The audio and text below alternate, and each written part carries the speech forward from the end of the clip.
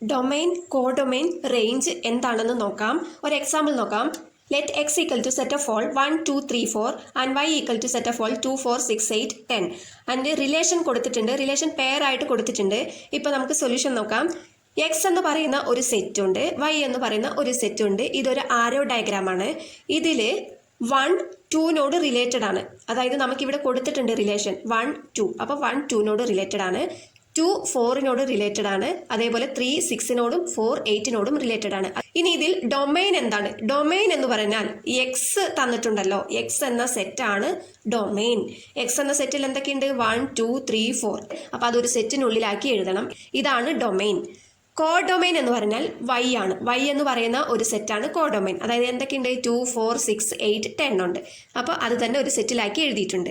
Range, range എന്ന് പറഞ്ഞാൽ നമ്മൾ ആദ്യം കോഡൊമൈനിലാണ് നോക്കേണ്ടത്.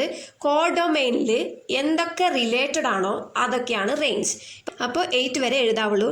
10 ഒന്നിനോടും റിലേറ്റഡ് അല്ല, അപ്പോൾ അത് റേഞ്ച് അല്ല.